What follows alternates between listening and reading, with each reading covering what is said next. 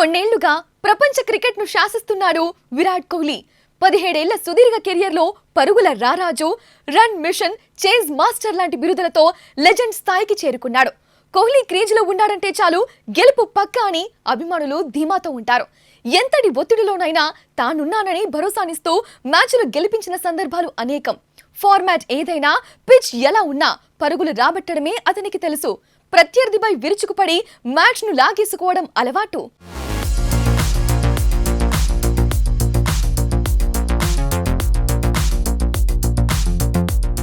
దాదాపు 11 ఏళ్లుగా ఒక్క ఐసీసీ ట్రోఫీని కూడా ముద్దాడని టీమిండియా ఈసారి టోర్నీని ప్రతిష్టాత్మకంగా తీసుకుంది. అందుకు తగ్గట్టుగానే స్ట్రాటజీలు రూపొందిస్తోంది. అందులో భాగంగా టీ20 వరల్డ్ కప్ కోసం స్ట్రాంగ్ టీమ్ సెలెక్ట్ చేయాలని బీసీసీఐ భావిస్తోంది. ఈ క్రమంలో ఓ వార్త విరాట్ ఫ్యాన్స్ కు కంటి మీద కొనుకు లేకుండా చేస్తోంది.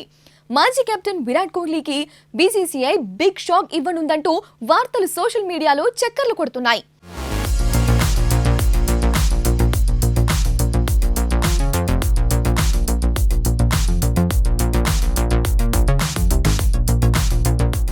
మరో 3 నెలల్లో టీ20 వరల్డ్ కప్ టోర్నీ ప్రారంభం కానుంది.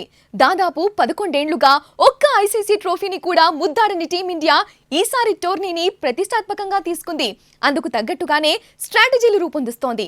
ఇందులో భాగంగా టీ20 వరల్డ్ కప్ కోసం స్ట్రాంగ్ టీమ్ సెలెక్ట్ చేయాలని బీసీసీఐ భావిస్తోంది. ఈ క్రమంలో ఓ వార్త విరాట్ ఫ్యాన్స్ కు కంటి మీద కొనుకు లేకుండా చేస్తోంది. మాజీ కెప్టెన్ విరాట్ కోహ్లీకి బీసీసీఐ బిగ్ షాక్ ఇవ్వనుందంటూ వార్తలు సోషల్ మీడియాలో చక్కర్లు కొడుతున్నాయి.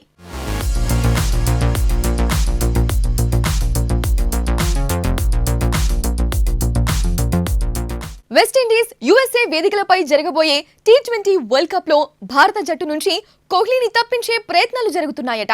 కంబోడియాలోని స్లో పిచ్ పై కోహ్లీ బ్యాటింగ్ సరిపోదని సెలక్షన్ కమిటీ భావిస్తున్నట్లు సమాచారం.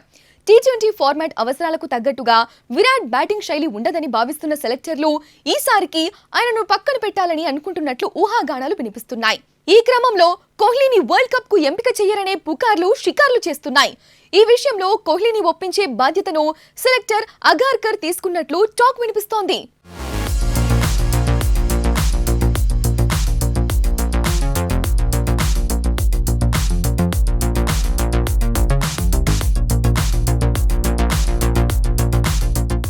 టీ20 వరల్డ్ కప్ లో మొత్తం యంగ్ స్పిన్నర్లను ఆడించాలని బీసీసీఐ భావిస్తోందట.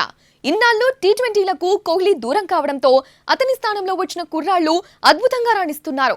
ఓపెనర్లుగా రోహిత్ శర్మ, జైస్వాల్ పేర్లు దాదాపు కన్ఫర్మ్ కాగా 3-4 స్థానాల్లో ఆడే ప్లేయర్లపై క్లారిటీ రావాల్సి ఉంది. కోహ్లీని జట్టు నుంచి తప్పిస్తే ఇషాన్ కిషన్, గిల్ 3-4 స్థానాల్లో బ్యాటింగ్ దిగుతారు. ఆ తర్వాత సూర్యకుమార్ యాదవ్, పాండ్యా, రింకు సింగ్, జడేజా తదితరులు ఉంటారు. ఈ లెక్కన చూస్తే టీమిండియా భారీ హిట్టర్లతో బలంగా కనిపించనుంది.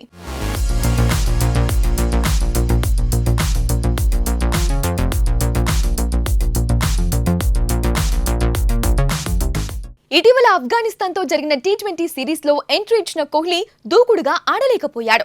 ఈ సిరీస్ లో తొలి మ్యాచ్ కు అతను దూరం కాగా సెకండ్ మ్యాచ్ లో 29 పరుగులే చేశాడు. ఇక మూడో మ్యాచ్ లో తొలి బంతికే రన్అట్ అయ్యాడు. ఆ తర్వాత ఒక్క టీ20 సిరీస్ లో కూడా ఆడలేదు. దీంతో కోహ్లీని టీ20 ఫార్మాట్ నుంచి తప్పిస్తారనే వార్తలు జోరుగా వినిపిస్తున్నాయి. అయితే ఈ విషయంపై బీసీసీఐ నుంచి అధికారిక ప్రకటన రావాల్సి ఉంది.